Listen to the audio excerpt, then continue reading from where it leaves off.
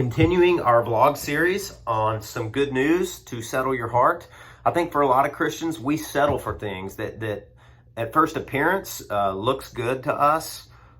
In a pandemic like this, for example, I can tell you that brothers and sisters around the world are praying for the people that are in the path of this virus, for the people that have compromised and immune systems or weakened health, elderly people, senior adults.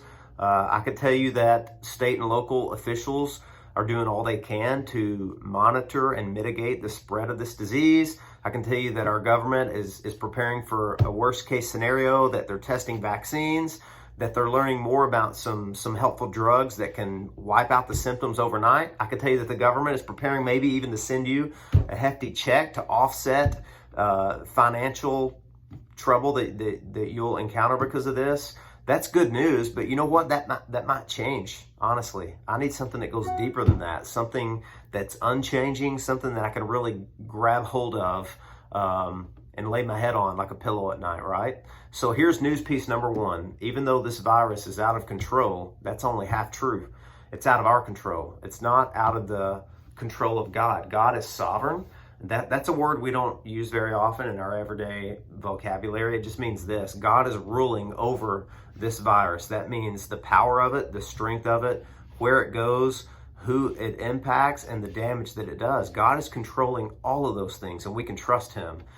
You know, I moved to Florida when I was 22 years old, and I saw the ocean for the first time. And from the very first sight, I was taken, just captivated by its beauty, by its power.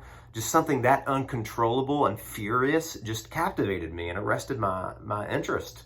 And every year we live through hurricane season here. And these storms just sweep up out of nowhere, it seems like, out of the Atlantic. And they're unpredictable. The experts do the best they can. They have educated guesses. It's going to go here or there. We have these spaghetti models. And every year God proves a lot of them wrong.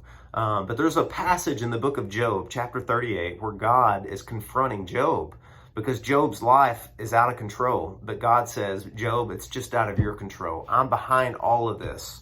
I'm controlling and governing and guiding everything: people, the devil, animals, pestilences, storms, plagues. And God tells Job in chapter 38, he says, Job, who created the ocean?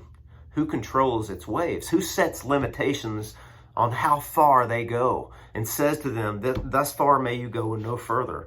And that's a comforting truth to us, because not only is God sovereign over these things, but he's good and we can trust him and he's wise. And so that is some good news, hopefully, that settles your heart.